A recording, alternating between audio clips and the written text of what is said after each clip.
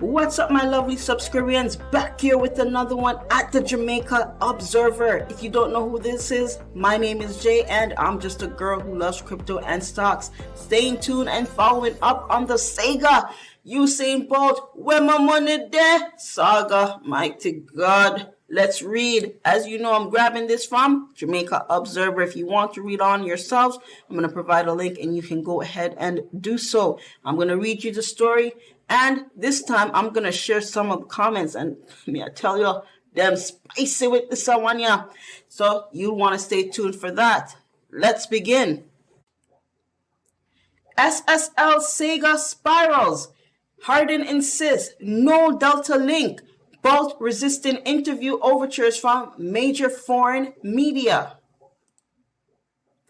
With speculation running rife about what has become of the client's money since Jamaica Observer broke the news of a massive fraud at Stocks and Securities Limited, its former chief executive officer, Zachary Harden, has sought to clear the air about the relationship with SSL and his new company, Delta Capital Partners Limited.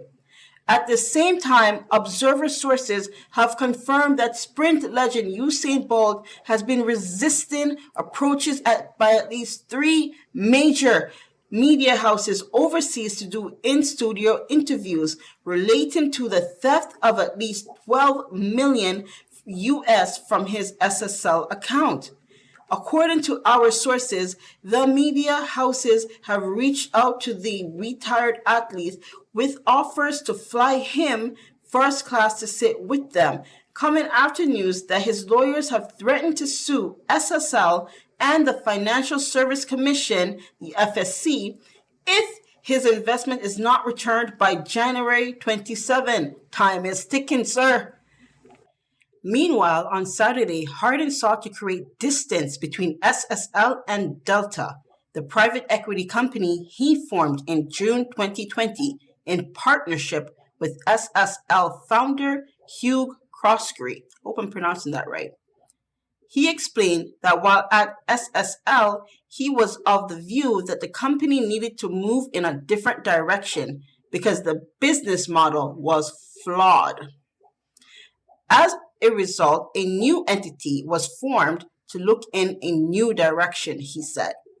Harden explained that the reason Croskery had shares in that initial entity when it was formed was simply because I was an employee at SSL, but I was trying to branch out to create a new entity that could be prosperous. And so I gave him, so to speak, some shares in the entity, end quotation. At its launch, the SSL Group's board of directors had indicated in a press release that Delta, a legally separate entity, had its full support. Importantly, Hugh Croskery was never a director of that company, and he was not actively involved in Delta. It was merely a construct of how it was set up to facilitate trying to get a new business off the ground, Harden told the Observer. He said that the two entities separated. Not that they were really joined, but they separated. And they have no legal connection. One is not a subsidiary of the other in any shape or form, and there's no common shareholdings. Harden said that based on the arrangement entered into with Croskery, his shares have been transferred back to Delta. He is not a shareholder of Delta, and neither am I a shareholder of SSL. There's no legal connection, he repeated. However, up to last Thursday, the company office of Jamaica website listed Croskery as the second largest shareholder of Delta with 450,000 ordinary shares. Harden holds the majority with 575,000 ordinary shares. On Sunday, when the Observer put that information to Harden, he said that on October 13th, 2022, a notice to the registrar was filed noting that all of the ordinary shares held by Coskery were surrendered effective September 2022. He provided a copy of the notice signed by Maureen Page for the Register of Companies. Hardin said that share information will not show in the company's office website as yet because the annual returns are not due before October 2023, and it is at that point that the website would be updated. Neither SSL nor Hugh Coskery nor any entity associated with them have any shareholdings in Delta or any of its companies. From the outset, Hugh was passive partner. He played no active role in the day-to-day operations of Delta and was represented on Delta's board of directors by his daughter, Sarah Coskery Meaning, Hardin explained. So it was not a case where a new entity was set up and money from SSL was used to set up Delta. Delta had raised money from various clients across the world in order to capitalize itself and to make the acquisition that it was made, just like any other private equity type firm. It was not funded by SSL and certainly said, Usain Bolt's money was not used to form Delta or take any investment, Hardin said. He told the Observer that during his stint as CEO at SSL from September 2019 to June 2022, he was not aware that Bolt was an investor with SSL. It never came up.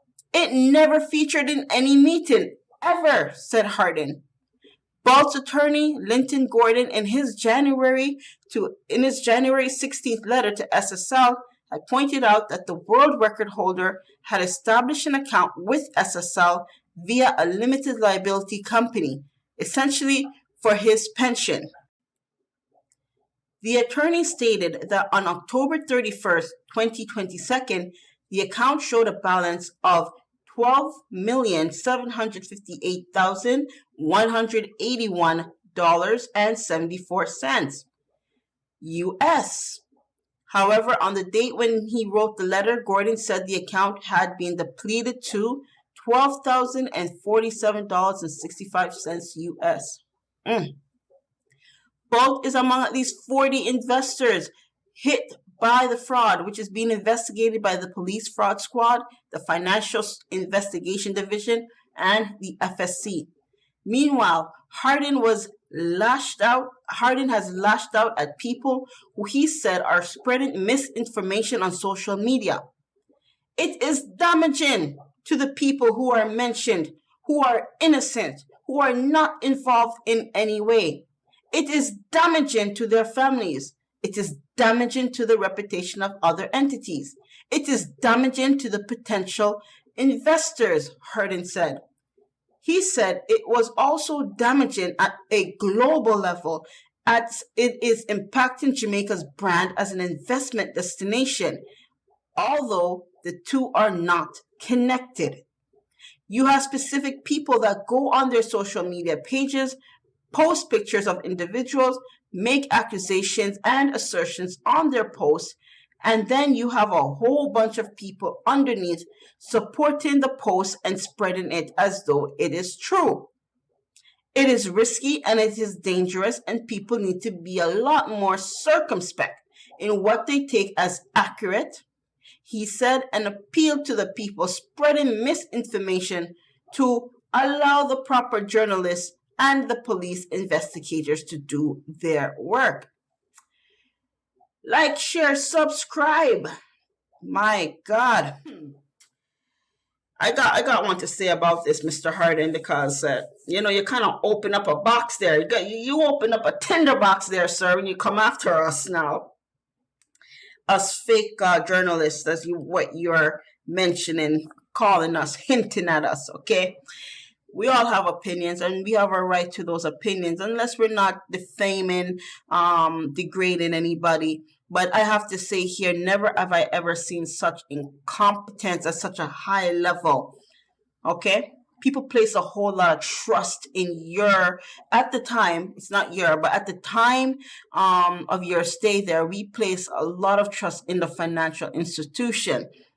It is unfortunate, sad, and disgusting that when something like this happened, everybody spread far from it. Nobody wants to be a part of it, and nobody never did nothing, and nobody never knew nothing. The incompetence that you were there from 2019 and 2022, yet you never knew both had an account there. I kinda don't believe that. I'm sorry to say. Don't sue me. Allegedly. Let me just say that.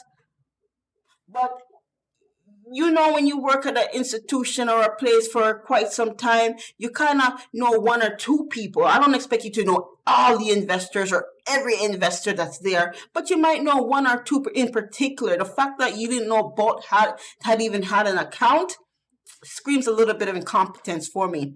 Okay, sir? And the rest of the things that you are saying here about the statement that you said it was damaging. I hear you. I really do. But don't you think it's also damaging that people at the highest level, people who you should trust with your hard-earned money, literally have no clue as to what happened to one of the biggest fraud in Jamaica? Don't you think that in itself is damaging? Not us little small-timers, no-namers, as you want to call us, saying whatever we want to say on the internet. We can say whatever we want to say. What is damaging is the fact that the people we hold accountable, we hold to high esteem, has let us down and let down the whole country. That is damaging, not us. So you can't come and put it all on us and saying we're the ones saying all these things and that's looking bad for Jamaica. No, the act of what happened on your watch, because you were there from 2019 to 2022 and you never knew about it. You never knew any fraud was going on whatsoever while you were there. That is astounding to me. The fact that that slept right under your foot. Now, I can't say if your company and SSL are commingling or together allegedly. I don't know. Don't sue me. I don't know if that is true or not true. I'm waiting for more information on that. But it just looks a little bit odd. It looks a little bit sus. You know what I'm saying? Something don't add up. Something don't look right. But sir, you cannot come and blame it on us social media. Ex-journalist, not a journalist, fake journalist, whatever you want to call us, sir. We didn't cause this problem. You and the people in charge who are supposed to be monitoring, the FSC who are supposed to be on top of this. This is not the only fraud that's been going on in Jamaica, as you know. There has been many cases of fraud that's been going on, but the fact that all of you were asleep at the wheel and now nobody has any answers as to who, what, when, where, why. Everybody is sprawling away from this. Nobody wants to take accountability. That's disgusting. It is disgusting that a national treasure like Usain Bolt has been brought down to nothing by his very own. I really think he really should reach out to foreign media because clearly we have let him down. We need to know where the money went. We need to know what happened, where, when, how, why. We need to know who, under whose orders, under whose supervision allowed this transaction to happen continuously.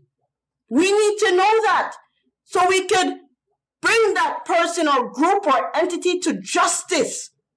Hand them over to justice and let justice do what justice will do to them and put back trust and safety and security in Jamaica's financial system. Mix yourself.